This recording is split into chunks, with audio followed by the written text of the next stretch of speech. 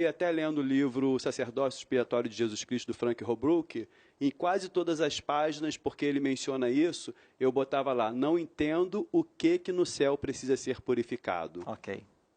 O irmão poderia me explicar? O que Claro. no céu precisa ser purificado? Claro. No santuário terrestre, a gente até entende, porque o sangue era aspergido ali, sujava o ambiente, depois tinha que haver toda uma purificação, que era um ritual também para acontecer. Agora, no céu, eu não consigo entender o que no céu precisa ser purificado. Ok. A obra de Cristo, ela foi prefigurada em todo o sistema do santuário terrestre. Tudo que acontecia lá apontava de alguma maneira para o ministério de Cristo. A ovelha que lá morria apontava para o Calvário, a morte de Cristo. O sacerdote que recebia o pecador para que ele obtivesse o perdão, representava o sacerdócio de Cristo, que nos recebe como advogado. O sumo sacerdote, que uma vez por ano, no 10º dia do 7º mês, fazia juízo, representava o ministério de Cristo, sumo sacerdotal. Aí vem a sua questão. Ele sempre foi sumo sacerdote? Claro, ele é sumo sacerdote segundo a ordem de Melquisedeque, mas ele também exerce as funções sacerdotais. Por quê? Porque no ano 31, quando Jesus é assunto aos céus, ele vai para o santuário, ele lá começa uma obra de mediação. E a obra de mediação não era feita pelo sumo sacerdote, era feita pelo sacerdote.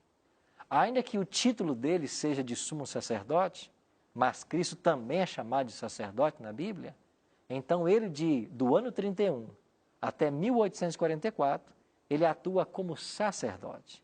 Ele não atua como sumo sacerdote, porque o sumo sacerdote só atuava no dia do juízo. Isso quer dizer que haveria algum momento que Jesus tinha que cumprir o papel sumo sacerdotal e começar o juízo. Aí vamos para Daniel 8,14, que é a profecia que vai dar a data do início do juízo.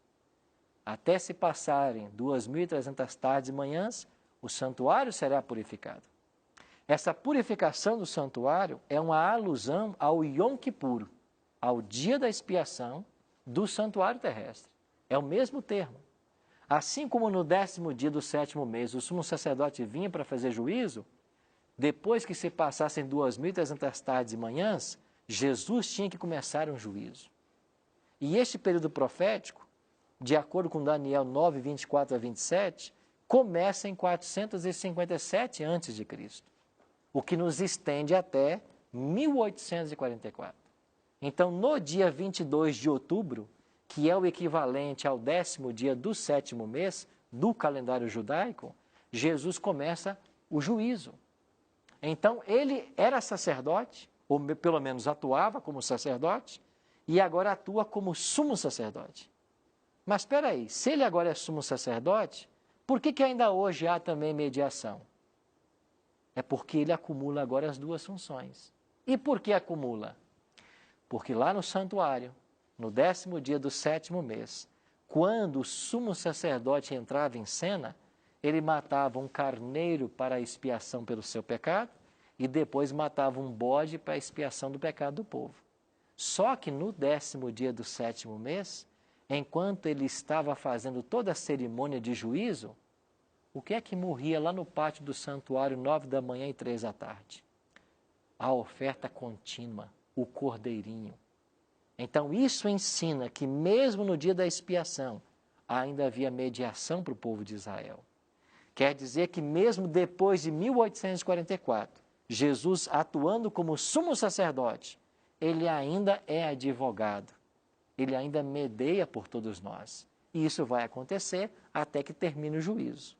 Quando terminava o juízo em Israel, o sumo sacerdote saía, abençoava o povo e havia uma grande festa, que durava 7 dias. A festa dos tabernáculos. Quando Jesus terminar o juízo no santuário celestial, ele sai do santuário. Diz o Apocalipse, quando ele sair do santuário, o santuário vai encher-se de fumaça, ninguém pode entrar no santuário enquanto não se cumpram as pragas. Cairão 7 pragas e Jesus volta à terra para anunciar a salvação para o seu povo. Tudo prefigurado. Agora, por que é que o santuário celestial precisa passar por uma purificação? Não tem pecado, não tem pecado no santuário celestial, mas tem registro de pecado. O que é purificado no santuário é o registro do pecado do justo, que tem que ser apagado. Quando você peca, vimos algumas semanas atrás, os nossos atos vão para os livros de registros no céu. Esses registros estão no céu. Eles vão fazer parte do juízo. Quando o tribunal se assentar, os livros serão abertos. Então, a cena do juízo é uma cena em que o livro é aberto para que o caso seja estudado e o pecado perdoado. Então, esse perdão do pecado que é conferido significa o apagar o registro do santuário que eu cometi e era contra o pecador. Então, você não tem pecado no céu. Você tem um registro do pecado do justo que vai ser apagado. É isso que tem que ser purificado no céu.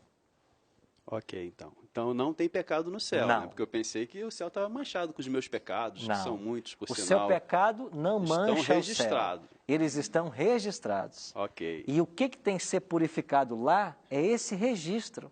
Porque se esse registro não for resolvido, você não pode ser declarado justo e salvo. É por isso que nós precisamos de um advogado. Porque o meu pecado está lá. E agora, quando o meu nome é julgado e Cristo é o meu advogado, esse registro é apagado. Então, o apagar do registro é a purificação desse santuário celestial. Tá ok, pastor. E sabe o que existe mais belo em tudo isso? Você se lembra quando os profetas Ezequiel e Isaías falam a respeito de Lúcifer? Como caístes, ó querubim da guarda? Você sabe que essa expressão querubim da guarda é uma expressão usada por os anjos cobridores da Arca da Aliança.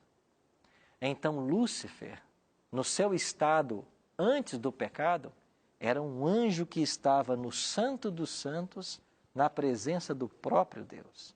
Isso quer dizer que o pecado se originou no universo dentro do santuário. E aonde que o pecado tem que ser resolvido? Dentro do santuário. O pecado surge no santuário, no coração de um anjo que era perfeito. E é dentro do santuário que o pecado tem que ser resolvido. Ok, pastor. Vamos para a pergunta em relação à igreja agora. Obrigado pela explicação.